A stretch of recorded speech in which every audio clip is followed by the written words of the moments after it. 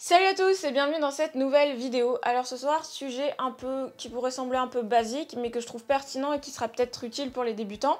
Donc moi quand j'ai commencé à m'intéresser à la photographie, que j'ai écumé pas mal de vidéos sur YouTube, lu pas mal d'articles et commencé à regarder quelques bouquins, l'un des premiers conseils que j'ai reçus c'est d'abandonner le JPEG et de shooter exclusivement en RAW sur mon boîtier. Et avec le recul, je trouve que ce conseil n'est pas hyper pertinent. Donc ce soir, j'aimerais qu'on revienne un petit peu sur le RAW et le JPEG et que j'essaie de vous donner quelques pistes pour que la prochaine fois que vous shootiez, vous puissiez choisir votre format d'enregistrement photo juste plus sereinement. Donc avant d'en rentrer dans le vif du sujet, petite piqûre de rappel sur les différences entre le RAW et le JPEG. Allez, c'est parti!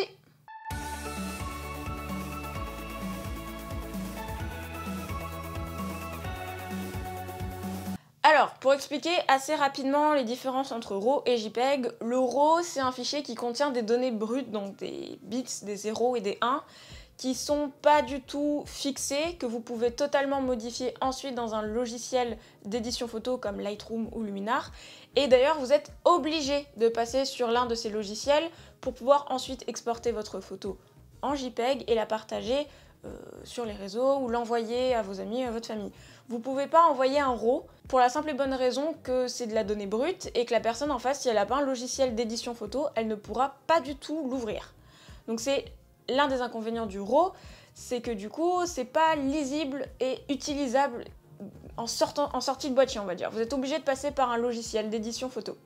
Par contre, l'avantage, c'est que, comme je vous l'ai dit, les données sont complètement mobiles. Quand vous allez entrer sur Lightroom ou Luminar ou autre, vous allez pouvoir vraiment explorer votre photo, changer la luminosité, changer la température, vraiment tout bouger. Le JPEG, lui, c'est un petit peu l'inverse. C'est des données brutes figées en sortie de boîtier. C'est comme si votre boîtier, il appliquait un filtre sur la photo, un tampon qui disait « ça c'est fixe, ça bouge plus ». Donc en soi, un JPEG, quand vous le sortez de votre carte SD, vous pouvez directement l'envoyer sur vos réseaux sociaux ou le partager. Ça, il n'y a pas de souci, tout le monde peut le lire. Mais du coup, vous ne pouvez pas retravailler votre photo en post-production. Vous pouvez le faire, Lightroom ou Luminar ou autres logiciels peuvent très bien ouvrir des JPEG, mais vous allez voir qu'au fur et à mesure que vous faites des retouches, déjà vous n'avez pas accès à tout. Les blancs vont être très vite cramés, les noirs vont être très vite bruités. Vous n'avez pas autant de latitude que sur un RAW, et surtout, plus vous allez appliquer de modifications, et plus la qualité de l'image sera très vite dégradée. Donc on en arrive à la question cruciale, est-ce qu'il faut shooter en RAW ou est-ce qu'il faut shooter en JPEG? Eh bien on va découvrir ça tout de suite.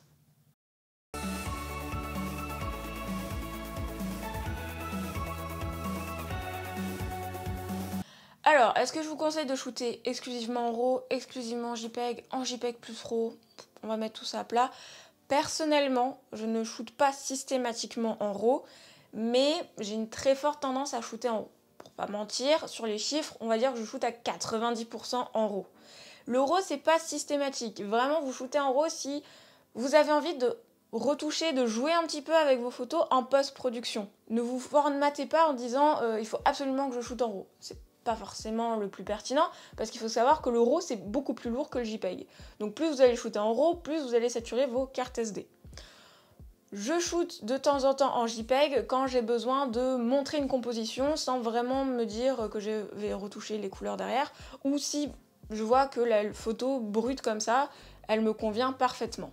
Donc voilà, pour moi le RAW c'est vraiment un format privilégié quand on veut retravailler ses photos par la suite, qu'on a vraiment une idée de retravail, de retouche et d'édition photo. Et le JPEG c'est plus une image, soit pour partager directement sur les réseaux et pas avoir besoin de faire tout le processus d'édition qui peut être assez chronophage, ou si on veut juste montrer une idée sur le vif. Par exemple, pour montrer juste une composition à un client, on n'a pas forcément besoin de shooter en RAW pour ensuite aller faire tout le recadrage, tout le travail, juste pour lui montrer une idée de quelque chose. On n'a pas besoin d'aller chercher autant d'informations, je pense.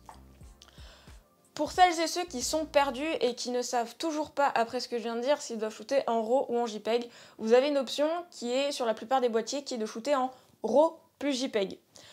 Ça vous permet d'avoir à la fois des JPEG si vous ne savez pas trop utiliser un logiciel d'édition et que vous avez un peu peur de planter toutes vos photos. Et ça vous laisse la possibilité d'avoir un RAW. Comme ça, vous avez votre JPEG, qu'on va dire, c'est un peu votre filet de sécurité, et vous avez un RAW qui vous donne la possibilité d'aller jouer un petit peu avec vos photos. Par contre, si vous enregistrez en RAW plus JPEG, ben, ça va peser assez lourd, parce que vous allez avoir le RAW et le JPEG, dans la logique de la chose. Donc voilà. Donc pour résumer, pour les débutants, je vous conseille de shooter en RAW plus JPEG, comme ça vous avez le filet de sécurité qui est le JPEG, avec une photo, on va dire, tamponnée, fixée dans le temps, et vous avez un RAW que vous pouvez totalement modifier sous un éditeur photo, Luminar, Lightroom, vous en avez plein, qui vous permettra de commencer à vous initier, je vais y arriver, à l'édition photo et à la retouche de manière générale. Pour les personnes un peu plus avancées qui ont, comme moi, la fâcheuse tendance à tout le temps shooter en RAW et qui se retrouvent avec des cartes complètement pleines, évitez de shooter en RAW quand vous n'en avez pas besoin. Par exemple, moi quand je vais en repérage pour un shooting photo, j'ai la stupide idée de tout le temps shooter en RAW alors que j'en ai pas du tout besoin, qu'un JPEG suffirait très bien et que j'y vais juste pour avoir une idée de la scène et que je ne vais pas du tout retoucher ces photos. Et que si j'ai envie de les partager très rapidement sur les réseaux, il faut que je passe par Lightroom, que j'importe les photos, que je fasse exporter tout en JPEG et ensuite je peux les utiliser.